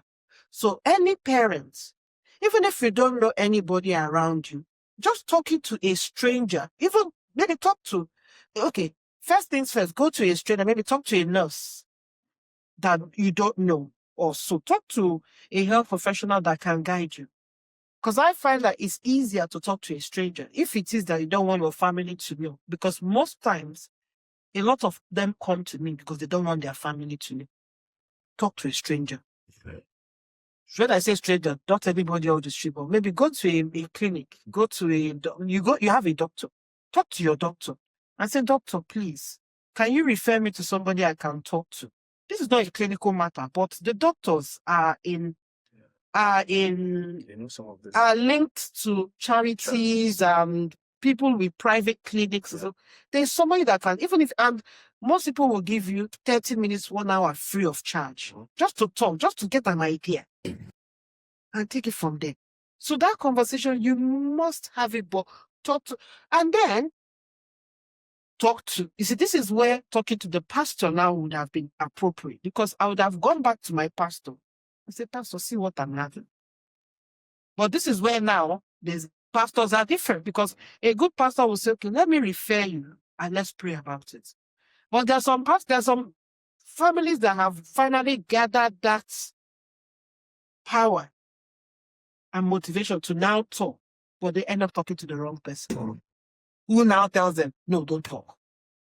You see the problem, So for me, that's why I said, rather, maybe make it a health practitioner, a retired nurse, someone in the health profession. Talk to them, a stranger, and then maybe get referral. Or is there anybody you know? Is there any mother like me? It doesn't have to be, and they will know. The doctor is, like I said, that's why I use the doctor, because you're asking the doctor for information that might not even be clinical. As a doctor, he knows the parents he sees. Yeah. So he knows. He might not give you the information. Obviously, here we call it GDPR. Yeah. But back home, you say, let me talk to the woman and I'll ask her. Yeah. And can I give her your number? You should be the one willing to give the number. And then the person will call you. Mm-hmm. You understand? So that's what I would advise every parent, because that's when people are referred to me. And when they call, you can see the fear in their eyes. By the time I start talking to them, like, you open my eyes. And I have not said anything, because you have not even started the journey. Yeah. So as African immigrant families in the UK, families who have just come in, recently in the recent past, being here. The Japa crowd. What support systems or services should they know are available to them? It's very difficult. That's a very difficult question. And that's actually one of the things we struggle with. And I know I laughed when I said the Japa crowd, but I think Nigerians, we are a strong, wealthy nation. We are also we are an educated nation. I think the way we do our immigration or emigration needs to change. A lot of people that come here just join the diocese. Oh, this one, Japa, make I Japa. Yeah. Especially when you have a child, before you move, especially when you know you're moving with a child that has issues, whatever, did you do your research to that country that you're moving to? You have the internet now, so you won't say that you don't need someone to tell you. Exactly. Go online, join forums, find out what the resources are. Because 9 out of 10, maybe that's not the country, it's the other country that will be better for me. So that's the one thing I notice a lot of people don't do. They just, let me go to UK, based on hearsay. We need to start having conversations about people should stop doing things because other people do it. Yeah. Do something because it's an informed decision that you investigated and pertains to you. The person that is going, the friend or the family who is traveling, they have their own reasons. It's not, we are not living the same life, so you can't equate ourselves. Majority of people that are here that come, they come on work visas or student visas. Unfortunately, they have no recourse to public fund. So with a child that has needs, all these entitlements and financial incentives I'm talking about, you're not going to get them. And it's essential, those are the things you actually need to really help him. So when they come here, they quickly realize it's a very expensive journey for them because they are looking for money to feed and all. Then they need extra money for the therapies, which nobody's going to give you. The only support that you get when you migrate is from education, which is school. Yeah. That's the only place that they will give you support. But the problem now lies, the school only has limited resources to give. If your child is in a mainstream school, they don't fund in mainstream school. Where you want your child to be, in most cases, is like a specialist provision where they really give a lot more support than probably in a mainstream school. Where are you going to? That is a big fight in itself to even get your child to go into a specialist provision because the government will quickly put everybody in a mainstream setting because it's just easier for them. And obviously, there's a long waiting list. Everybody's trying to get into those school specialists. So if you're coming here, you have no access to those financial incentives. You have no access to those support through the health. The health insurance you bought to come here is not going to cover that at all. So the question now lies, why did you move here? You see what I'm saying? It's very devastating because now these parents come to me. I can only help them through school. And what school is giving you is it's minimal. Yeah. Minimal. So now I'm having to tell the parents to come up with things to do at home or stuff, or if as a charity, there are incentives and we get funding. And let's say we do things. I try to, that's big, now trying to incorporate them. Come and have a day out so you meet other parents. But I still haven't solved the problem about the incentives and the therapies because you have to pay for them. So the truth of the matter is, why did you come here in the first place? Well, there are parents, and I think another parent who are quietly asking the question, is there a cure for autism? From your own understanding and experience, how should they approach that question? The answer to that question, is there a cure? The answer is, it depends. Okay. I would have said no, but I'm going to say it depends. Because the reason why I said it depends is, what is your idea of a cure? Because when you say cure, what level of the cure are you looking for? What do you determine as cure? To answer the question of cure, you have to answer the question, what is normal? Yeah. So what is normal? Are you normal? Am I normal? I don't think I'm normal. My normal is my normal. My normal is different from your normals. So what you will identify as my child is cured, is going to differ from what I identify as my child is cured. So the conversation and the question shouldn't be, can my child be cured? The conversation is, how do I get my child to be the best version of themselves in the environment in which they live in? And that is what I would define as cured. If I can get my child to live independently, be able to get their own accommodation, be able to have their own business, get married, have children, even with what they are living with, I've done my job. I've done my job. If God calls me tomorrow, I can go in peace. Yeah. So again, back to, it's the context of the word. When you are afraid and you don't know anything, you're always looking for a cure. Yeah. Okay. The families that are chasing the trend, oh, if I drink this medicine, I'll be fine. Oh, if you take these herbals, you'll be fine. Oh, I remember one man trying to sell me forever living products because his boss told him that she had an autistic child and those products cured the child. And I said to the man, I was so angry with him. I said, first of all, I don't know your boss. I think it's sad that your boss is using that as a way to sell her products. I'm definitely sure if I meet her child, that the child is still autistic. And then you that you don't have an autistic child, your boss told you that you carrying that narrative without doing your own research to come out and be selling it. I said, the problem lies with you, not even with her. Yeah. She's an autistic parent. The fact that she has an autistic child doesn't stop her from capitalizing on it as well. That's her human nature. Yeah. Everyone thinks because she has a child with autism, so everything that comes out from her mouth is gospel. We still have parents that are taking advantage of their children.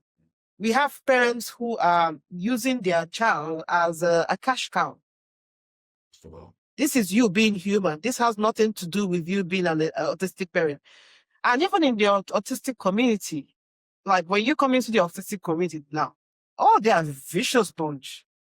There's discrimination in the autistic community amongst the autistic people. There is discrimination. You understand? Now we have a lot of autistic adults speaking out. There's a big fight between autistic adults and parents because a lot of autistic adults are like, our parents were horrible. They didn't understand. And I've been in a meeting where there was this girl and she says she hates her mother. Her mother treated her this, and everybody was agreeing with her. And when they asked, did anybody have any question? I said, yes. And I put my hand up and I said to the girl, I said, thank you for your comments. And I really appreciate it. But I don't know your mother, but I'm going to speak for your mother because I'm talking to you now as a mother. From your age, I can calculate that your mom and I are from the same era. Yeah. We came from the era of where we had dialogue. We didn't have internet. We didn't have mobile phones. We used to have phones on the wall. I came from that era. We know what we know. When I had my daughter, there was nothing. I was making it up as I was going along. I made so many mistakes. I didn't have anybody to tell me right from wrong.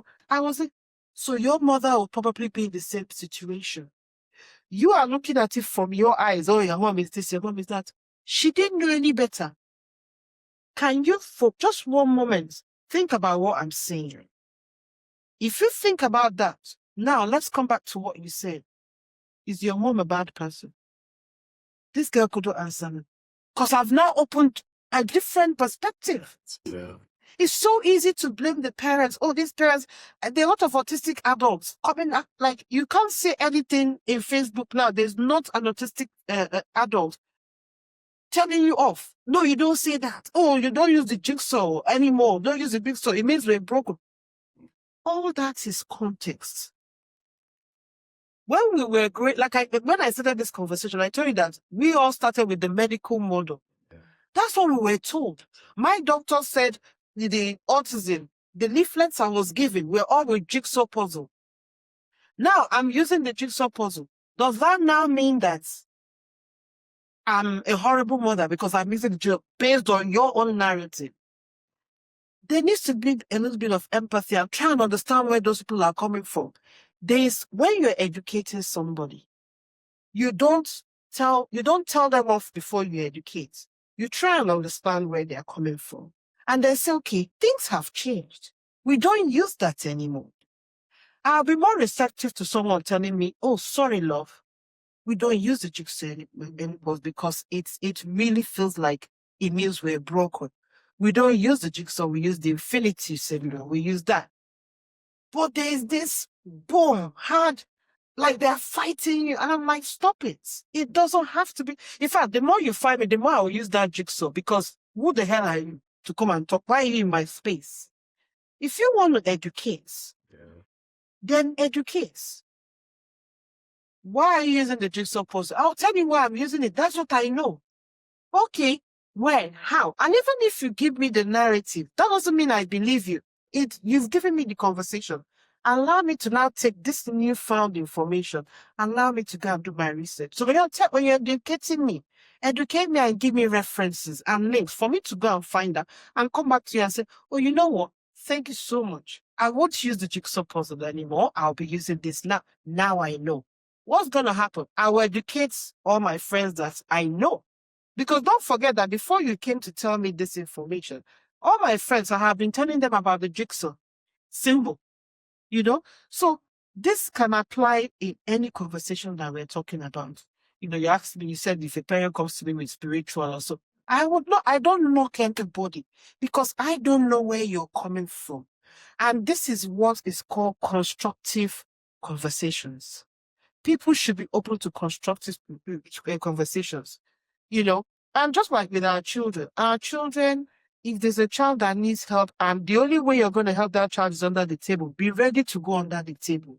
There is no set way of helping that child. The child doesn't sit straight on the table to learn. If we're going to crawl on the floor, then I should make sure when I'm coming to teach you, I wear clothes that will allow me to crawl on the floor. I have to meet you where you are. So I tend to meet people that are coming because I don't know you. I don't know where you're coming from. If I want you to listen to me, I need to listen to you first. I need to be open to where you're coming from. Then I can slowly be impacting those words and those knowledge. Right. Thank you so very much, Yvonne. As we come to a close now, I just want to ask in 1 minute, what do you think African leaders should be doing to help with these with autism in terms of resources and interventions and support?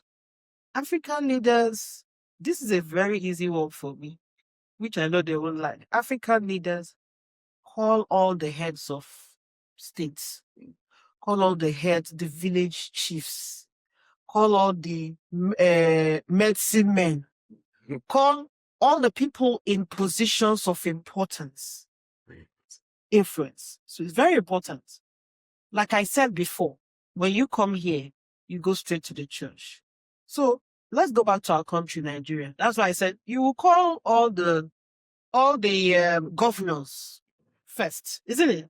From governors, where's the next point of call? It's not the chiefs, because normally when they anoint a new governor, you will go and pay homage to the chief in the area. So call all the governors, call all the chiefs, local government chairman, call all of them. Sit down with families with lived experience and professionals. But the reason I've put it in that order, lived experience, because the professionals, they only read, they haven't got the learned experience to go deeper. And sit down and have a conversation. And actually, they should make it mandatory. It should be mandatory. It should be made law. For everybody in the village, if there's any family that they are noticing that their child, let us know. Okay. We will bring the people. I mean, what's the harm in that? If your child has a problem and the doctors come and they check and there's no problem, at least you know you checked. Yeah. If there's no problem, happy days. But if there is, then that journey starts of conversations and then if it happens to be in the spectrum, there are pockets of places now, go and meet them. And then that's the first one, because it's that first conversation that is key. Once that is done, and we now have a fantastic referral service, be rest assured that those pockets will grow, because now there'll be more people adding pockets in. Because if it's mandatory that the chiefs and whatever are making these referrals, well, guess what's going to happen? Every bloody state and village will have an autism group. Can you see the growth? That's the only way that growth will happen. Right. That's the only way. Oh, thank you very much. You're welcome. As a tradition, we have the previous guest leaving a question for the next guest. Yes. So the question has been left for me. Okay. We'll also leave a question for the next guest when we're done. That's great. Possibility, Jola. That's so the previous guest had left a question for you to ask. If you're not doing what you are doing today, or if you're not who you are today, what will you be? Well, if I wasn't doing what I was doing, I'll probably be a miserable, maybe chairman of a bank or a businesswoman who is with this cashing out and I don't know. I listen. I think the possibilities are endless. I won't be where I am today. That's key. Because like I said, the moment I had my daughter, it was a lifestyle change for me. Mindset, lifestyle, everything. You know. So that's me in a nutshell. I think so, and I do think about it sometimes. If I was, I probably might not even be alive. Sometimes when you have fast sets, jet set lifestyle, you're going to go, and the next thing God tells you, my friend, pack it here. It's time for you to go. Yeah, enjoy yourself too much. So it's possible. I might not even be alive. So that's it. Of all thanks to God. Yes. So the question to my next guest. No, you will write that. Oh, I'll write it down. Yeah. Okay. All right. So, finally, whose story, whose story would you like to hear? Sitting on that chair. Oh.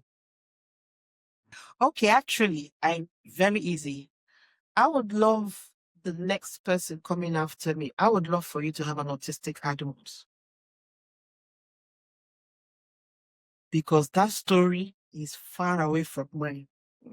And I can actually give you that adult. So this is not one of my oldest clients is in her 60s. And that was another level of conversation for me. Because this lady sat down and was telling me her experience as an African. She had a very late diagnosis. She only got diagnosed in her 60s. Absolutely. Absolutely. So now it started to make sense because with the diagnosis, she had to go backwards. It now made sense why she was doing certain things back home. Don't forget that she was vilified, she was ostracized, she was the black sheep, she was the most naughty child, she was everything negative because of lack of understanding, awareness, and all that until she came here. So when she's telling me about how she's looking at things that are affecting her, I see certain elements of my daughter. And when she's talking to me, and I'm going, oh, is that why my daughter does this? Is that why my daughter does that? And it's like, whoa, nobody will give you that type of experience. If the doctors won't tell you that, this is another level. And this is where I always encourage families. The minute you have a child, your life is changed. Find your tribe, find your new family. Because when you come into the family and you see other parents, first of all, you get that relief of, oh, it's not only me going through the journey. You see other parents that by the time you finish your sentence, they'll finish it for you because we are all living it. But then the other level that I've not even talked about is now make the autistic people themselves that are now adults. Because now there are a lot of parents have seen through their children that they are autistic because they are seeing behaviors in their child that they had, and they are now going for diagnosis. So a lot of adults are now getting diagnosis based on behaviors they've identified with their children.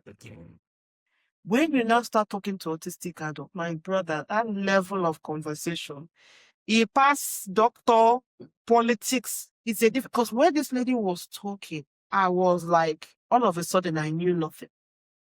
But it's like she took me into my daughter's head to now completely understand. Yes, I was working with my daughter and all that, but now the understanding of why she has to flap makes sense. Do you understand? This lady has PhD. She did all the academics. Wait, she's not using any of them. No. This lady, very brilliant. But she can't tie her shoelace. Like the things she cannot do is what, when she find out, you'll be like, it's so easy. But when she tells you the difficulty to bend down and tie that shoe, a lot of autistic children, especially when they have sensory issues, they don't know the end of their extremity. So like their arms and their legs go on forever. which is why some of them, you see them, they need weights, they need to be grounded so that they know the end, they feel the end. A girl who is starting her period, if you don't like really put things in place to teach her, non-verbal or verbal, it doesn't matter. You prepare them for, because they do say, or some of them, and this is coming from the non-verbal, when it starts coming and they see blood, the first thing that goes there is that they are dying because their body is to them, they feel their body is disintegrating. They don't know that the body is disintegrating. Oh my God, I'm dead, I'm dying. And then they go into a meltdown. But when you teach them that, no, that is a natural part of life.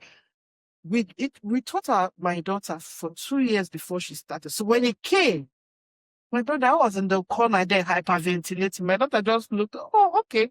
She remembered what she was taught and she went about it. Can you see the difference? So sometimes if you have the tools and you put the things in place, every autistic child, whether they speak or not, they can thrive. They can. But you need to put those tools in place for them to thrive in their own world, and it will work. So an autistic person needs to sit and follow me, because they can now give you another level conversation. Yeah, Absolutely. so thank you very, very much, Yvonne, Thank you for help. for this time. We've missed this opportunity, the time that we've had it now. Yeah. And if you have enjoyed this conversation and many other conversations in the African Possibility podcast, would you kindly subscribe to the channel? Follow us on all the social media handles, and that will help us bring more exciting and interesting African stories. Thank you very much.